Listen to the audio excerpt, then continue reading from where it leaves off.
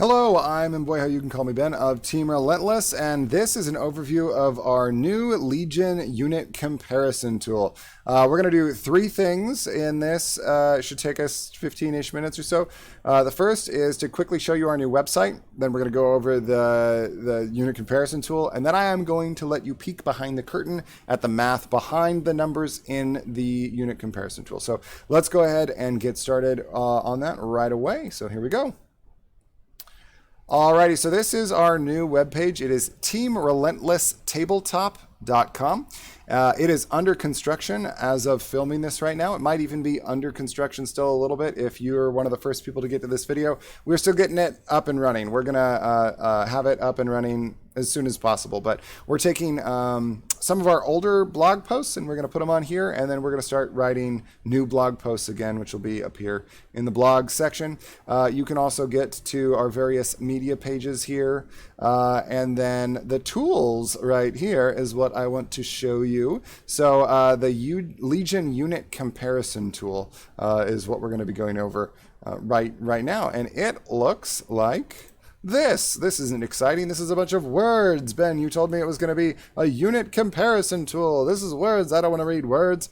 This is in case someone gets to the unit comparison tool and they haven't seen this video. That's what this is here. So this explains what the tool is used for, how to use it, all that good stuff. So just a real quick overview what this is. This is my personal unit comparison tool that I use in order to help me think of new strategies in Legion and compare units and look at the strengths and weaknesses of units. It does not do everything. You still definitely have to use your brain, but it's you know, it's useful. I think it's useful. That's why I made it. How do you use it? Well, for you, once you're looking at one of the sheets down here, you're going to navigate to the different sheets to see the types of units.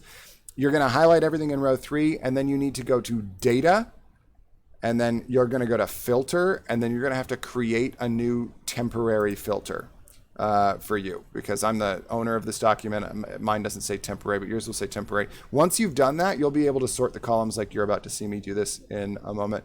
What do you use this for? To compare units, okay? What do you not use this for? Do not use this as evidence that somebody else is wrong. Do not use this as a reason to whine about the game at all. And do not use this to try to create a hierarchy of units. Like, this is the best unit in the game and this is the worst unit of the game.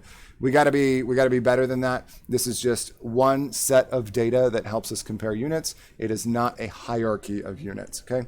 How are the values calculated? I'll come back to that when we look at the numbers that are actually creating what's happening here in a second. If you find a mistake, you can please tell me. If you want me to add a unit, you could ask politely, and I might do it, but I don't promise, because it does take, you know, between 5 and 20 minutes depending on the unit to put them in here. So think about that when you see all of the units here in a second. Hey, if you like this, I hope that you'll check out our YouTube channel. I hope that you'll check out the Synergy tool, and I hope that you'll be a patron. Even just donating like $1 a month, something like that, really encourages myself and the other members of Team Relentless to keep pumping out content that is helpful to the Legion community. So yeah, there's links there for that. If you don't like this, don't look at it. That's fine. It's okay if you don't like it. You don't have to like this. Just don't look at it. Move along. All right, so let's actually take a look at what this looks like here. It's too small. I can't see it because you're sharing your screen. I know. There you go. I'll make it bigger. There we go. So this comes pre-sorted by effectiveness, defensive effectiveness, and faction is how it was most recently sorted. So these little sort bars right here, to get these, you're going to have to highlight the third bar, and this is where you go to Data, Filters, Create Temporary Filter, and then you can sort things by what's the best defensive rating in the game. Whoa, B2s. Everyone's so surprised that the most defensive core in the game is B2s. But notice that they are not the most efficient. This is their efficiency rating, which is usually what I'm most interested in. What's the most efficient defensive core unit in the game? Which we can see like this. Oh, wow, it's B1s. Also not super shocking, right? And you do the same thing with the firepower. So this is their ranged attacks. Oops, that's the worst attack, right? Oh, we're so shocked that the best attack is shores that are decked out. But look, they're not as efficient, especially on their defense is not efficient at all. And so that's where you can start to see like, oh, the designers of this game we're actually thinking about these things. There really is like a cost benefit to all of these different units for the most part. There's certainly a min-max that happens. Most efficient are actually rebels right now, according to my calculations, which I stand by. And it's just that, you know, you don't see a lot of rebel gun lines right now for a variety of reasons, and that's fine. So you see something like this in the unit comparison tool, and you go, why don't I see more people spamming these if they're so offensively efficient? It's a good question to ask. You know, why don't you? Would it work? Could you try it? What would it go well with? Like, what objectives would that work well on? And that's what I use this for, is starting to think of different lists and trying to be innovative. Nobody uses core for melee, but you will not be surprised to know that it's stormtroopers that are the most efficient with their surge to hit, and punching with, I think they punch with black dice surge to hit. Oh, look, there's an anonymous snake here with us today. The patrons got the link early, so maybe it's one of our patrons. So yeah, here we go. That's generally how each of these works, and then you can sort it however you want. And because you made a temporary filter, it won't ruin it for everybody else. It's just a filter that you can see. Hooray! When I filter it, it messes it up for anyone who doesn't have a temporary filter on. So there's that. All the same information is there for special forces, support, heavy, and the commanders and operatives are combined into one. I mentioned this tool does not do everything. One of the things that's really important to take into account is that it does not account for command cards at all. It also doesn't take into account most upgrades, most non-miniature upgrades. Like, here I have Boba Fett plus Hunter here, and I've got Boba Fett here because lots of people put Hunter on him, but honestly, I kind of wish that I had deleted the one with Hunter. Like, it's, for the most part, I let you figure it out on your own if it's worth it to have linked targeting array for 5 points or whatever it costs now. I can't remember. You can figure that out on your own because you're a smart person. This is just one tool to help you think through things in new and exciting ways. So that's how this works. That's the overview of how to use it. Let's now jump into the third and final part of this video, which is how are these values calculated? So it's most easily described right here. So we're going to go over it here, and then we are going to jump into my own personal document where all the calculations are actually happening. These are just copy pasted values in this one. I did that because I think most people don't care, and they'd rather just have something neat and see, oh, this is you know how this works according to this one guy. It's, you know, there's some bias in it, but there's as little bias as I can reasonably put in it, and account for keywords, that is.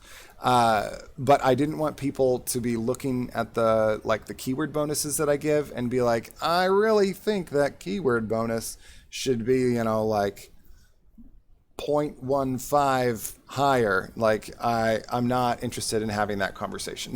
That level of minutia is not something I'm interested in having. I'll show you it right here, and if you want to ask me about it, I'll tell you. But I just didn't think that everyone needed to see those things. All right. I got off track. I apologize. How are the values calculated? Defensive rating, you take the actual wounds and then you find what most players call durability by multiplying the wounds by a particular value based on the defensive die they're rolling. And it's just basically, theoretically, it's how many times that die should have to be rolled for the unit to die, actually. So yeah. Then what I do is I take that durability and I add a bonus for any keywords that they have. All right. That's how that works. Firepower is more complicated. At every single range band at which something fires, I calculate the hits and expected hits and crits, and then I weight the crits because crits bypass cover and they bypass dodges and guardian and all that other stuff. So, and they go through armor. So yay, crits. So crits are better. So they get weighted. Then I add in any keywords, and then all of those get added up into the total firepower rating. So right now you should immediately be thinking that, oh, that means that anything that fires at more range bands is automatically going to be rated more highly. Yes, because this isn't a rating of a single attack. for that you should use a simulation. You should use roll crits is what I use. And this is not trying to give a simulation of a single attack. It's trying to give an overall rating for the unit across the course of like the whole game.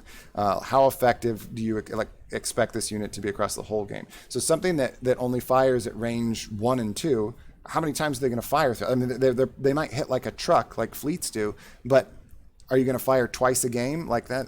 It's not that good, right? So you have to keep, this tries to account for that. Something like a sniper, even though it doesn't hit like a trunk or a truck, you know, theoretically it fires 6 out of 6 turns. That's awesome, you know, firing every single turn. That's that much more suppression. That's that much more threat on the board, and they can fire from a safe distance. So that's why that weight exists.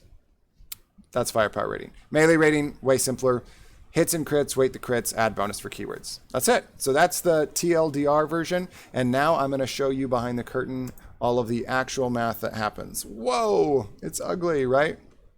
I should probably zoom in. It's hard to see when I zoom in. Here you can see from zoomed out, you can see all the way out to the range 5 attack band for the numbers that are being calculated. Let's just pick something at random, something that's not too crazy, like B1s with an E5C, which are now highlighted, that row is highlighted across there. So you can see that they have, and I'm scrolled over, you actually can't see everything. Whoop!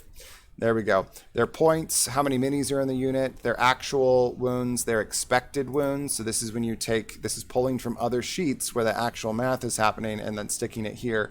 And then if they had a keyword, it would be added into the defensive rating. Then it does the efficiency right here. Same thing, this is pulling from the different range bands. If you're curious what the range bands are actually weighted to, range 1 is weighted, it's multiplied by 0.75. Range 2 is multiplied by 0.9. Range 3 is nothing. Range 4 is multiplied up 1.1, and range 5 1.25. So those are the weights that I give. If you're curious what the crits are rated, crits are weighted at 1.25, the value of a hit, because I decided to make it that way. So that's where there is a certain level of bias in this. Now you know what the bias is. And if you think it's insane to value crits that high, then I think you're insane, because if anything, I think I valued crits too low. Crits are a big deal. I guess I haven't said this. Anytime I recognize when I'm introducing my bias, I try to go on the lower end. I would rather undervalue something than overvalue it, if that makes sense, which you can see with Wookiees. So like, even after the 2.0 update, I predicted that Wookiees really wouldn't see a lot of play. It wouldn't be that effective, and I was wrong. So I undervalued the changes to Wookiees with my bias, and Wookiees are clearly better than I thought they were out of the gate. They're seeing a lot of play, and they're very effective. They're hard to kill. They've got Pierce with the bowcaster, blah, blah, blah, blah, blah. They're better than I thought they would be. You heard it here first. And so that's an important thing to recognize too when you're going through here. If something doesn't make sense, and you ask yourself, why is it like that? So, yeah, that's that. So yep, that's how those values are calculated. Now the screen behind the screen is the worksheet for all of this data for the core is right here. Whoa, that's a lot of numbers. Gross. You can see that they've got these like sorting numbers here. So this is, for example, here's B1s with an E5C and the personnel. They roll 8 white dice on defense, and that's how their durability is calculated. Here's their melee attack workspace. They roll 8 white dice, surge to nothing. Here's their range 1 attack space, 7 white, 3 black. Same thing at range 2 and range 3. So that's the worksheet that goes into the initial numbers. Now the keywords, I actually didn't show you any keywords. Let me quickly show you something that has a keyword. Something like critical 1 on the B1s plus E5S, so that's sniper. It's taking, at each of the range bands where critical 1 would apply, it is adding a value from the keywords sheet. So I've assigned critical 1 to a particular value, but actually, if we look at critical 1, it's K25, I'm looking ahead. So if I jump into the keywords sheet and I go to 25, boom, critical 1 with no surge, and it's this particular modifier right here. It's adding 0.6 0.25. Why? Because I think it'll happen about 3 times a game. That's estimating that 3 times a game that sniper is going to have critical proc. That's why it's there. If I think it's only going to happen 2 times per game, I would add this value. So notice that critical 1 on B1s might be this value, but critical 1 on, I don't know what else even has critical 1, on something else could be a lower or higher value. So there's weak, normal, and heavy modifiers for every keyword. So it's not just like, oh man, if you have nimble, you get this particular defensive modifier. It's, you know, nimble is so much better on the heroes that have quick thinking. So they get a better bonus from it than something that almost never is going to actually take a dodge. So there's a lot of thinking that goes into this. It's not just like I randomly think, oh yeah, it's about 0.5. Like there's thoughts going on in my head about, well, how often is this going to happen per game, typically based on my experience. And then that's how the keywords get added in. And again, mostly, I don't know how often if ever I've given something a ranking of M for heavy. I'm terrified of overvaluing the keywords because the keywords are what introduces my bias. So I try to limit my bias, and almost always it's the normal or the weak modifier that I put in there for the different things. So yeah, that's the ugly version where it looks like this. It looks crazy. It takes longer to load and everything. I didn't think everybody would want this. More of a nightmare to get through. So it's all pretty here for you to look at like this instead. So yeah. All right. That is everything that I wanted to tell you about. So that's the new website, which will be up shortly. You might get to it. It might even still be under construction. Please forgive our construction.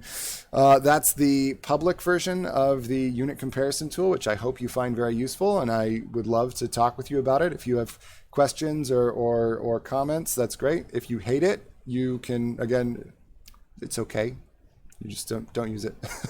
And that's the math that goes behind it. And if you have more questions about the math and the bias that I introduce to the tool, I'm happy to talk about that too. You can mention it in the comments and I will for sure respond, or you can hit me up on Discord. And I will respond to you. Love talking about Star Wars. Love talking about board games. So that's it. If you liked the video, I please hope that you. If you like the video, please prove it and subscribe if you're into that sort of thing. And this is it. I'm and boy, how you can call me Ben of Team Relentless, and this has been getting to know the Legion unit comparison tool. I'll see you guys later. Bye. Bye-bye now. Bye-bye. Bye. Bye now. Bye-bye now. We'll see ya. Bye-bye.